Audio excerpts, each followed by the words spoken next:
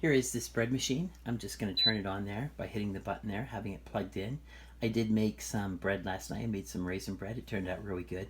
I just use that as the basic bread as well.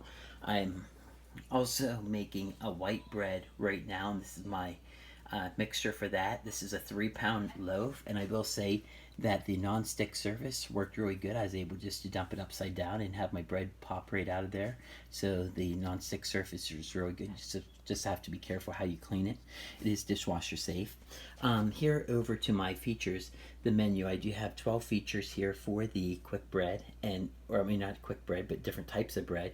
And all I have to do is hit there to scroll through there. So number 4, you look down here, 4 is a whole wheat bread. So you have that indicated, and you can go through there to the 12. I like using the quick breads, and here is your indication for the type of crust that you like. So going back to the very beginning of this is the light bread, that's the medium, and that's the dark bread. And believe it or not, this feature right here is for a quick bread. As you can see, it changed the time as well from the normal 3 hours for your basic bread. So I'm going to put that back to light to make that light. Also, these other features here are for if you want to make different things like dried fruit. You can make jam, yogurts, and really get real fancy with your types of breads with this machine as well. Showing you inside. This is the inside of it. You got your burner down there. It does have, excuse me, 2 things to connected to the motor to turn your breads here as well, which is really nice. You can see it's all connected to one system there. So it has a powerful motor, but that does turn both of them. And then you take your bread here, you put this in here, and when you do that, you will fill this in here. I'm trying to do this here with one hand.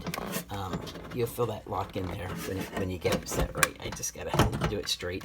It's really not that difficult if you have 2 hands. And let me just show you this as well. You have your brushed steel over here on the sides. I really like that. Like I said too, here is your lid. Now, I wish that this lid would pop off for easy cleaning. That's for my bread the other night. It does have a nice large viewing window for that. And up here, the smell of your bread comes up. It smells really good as it's cooking, and as you can set a timer for it as well. So just gonna pop this in here to get that seated in there. There it is.